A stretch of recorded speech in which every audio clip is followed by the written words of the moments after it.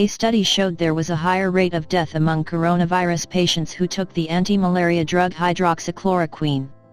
Donald Trump was insistent on taking it and pushing it, however. Another study is insisting that its evidence shows the drug can be helpful, but other researchers are disputing the results. A team in Michigan's Henry Ford Health System said Thursday that their study covered 2,541 hospitalized patients. Those who were given hydroxychloroquine were less likely to die than those who were not given the drug.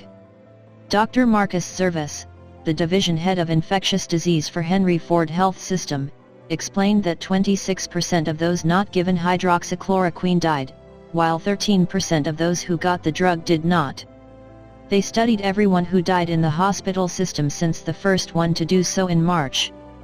Overall crude mortality rates were 18.1% in the entire cohort, 13.5% in the hydroxychloroquine alone group, 20.1% among those receiving hydroxychloroquine plus azithromycin, 22.4% among the azithromycin alone group, and 26.4% for neither drug, wrote the team in its report in the International Journal of Infectious Diseases. However, several other studies have not found a benefit of giving hydroxychloroquine to patients, despite Donald Trump relentlessly touting it, to the point of even claiming he himself took it, though he has never admitted to having symptoms. Studies, though, found the patients who took it did not do better and that if they received the drug, they were more likely to suffer cardiac side effects.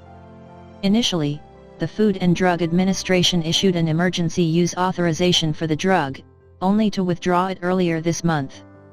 Researchers who were not involved in the Henry Ford study noted the study wasn't of the same quality as the others. They said other treatments, such as the use of the steroid dexamethasone, could have led to the better survival rate of some patients. Our results do differ from some other studies, acknowledged Service at a news conference. What we think was important in ours, is that patients were treated early. For hydroxychloroquine to have a benefit, it needs to begin before the patients begin to suffer some of the severe immune reactions that patients can have with COVID. He added that the team monitored the patients carefully for heart difficulties. The combination of hydroxychloroquine plus azithromycin was reserved for selected patients with severe COVID-19 and with minimal cardiac risk factors, wrote the team. The team believes their findings show that hydroxychloroquine could be useful as a possible treatment for COVID-19. It's important to note that in the right settings, this potentially could be a lifesaver for patients, said Dr. Stephen Kokonis, CEO of the Henry Ford Medical Group, at the news conference. Kokonis doesn't believe his team's findings necessarily contradict the earlier studies. He stated that they also want to make the point that just because our results differ from some others that may have been published, it doesn't make those studies wrong or definitely a conflict. What it simply means is that by looking at the nuanced data of which patients actually benefited and when, we might be able to further unlock the code of how this disease works. Much more work needs to be done to elucidate what the final treatment plan should be for COVID-19, Kokonis continued. But we feel that these are critically important results to add to the mix of how we move forward if there's a second surge, and in relevant other parts of the world. Now we can help people combat this disease and to reduce the mortality rate. Service contends that the controversial drug can help interfere with COVID-19 directly and that it also reduces inflammation. Researchers who were not involved with the Henry Ford study were critical of it. They pointed to the team not randomly treating patients but selecting them for treatments based on specific criteria. As the Henry Ford Health System became more experienced in treating patients with COVID-19, survival may have improved, regardless of the use of specific therapies, wrote Dr. Todd Lee of the Royal Victoria Hospital in Montreal, Canada, and his colleagues in a commentary in the same journal that published the Henry Ford study. Finally, concomitant steroid use in patients receiving hydroxychloroquine was more than double the non-treated group.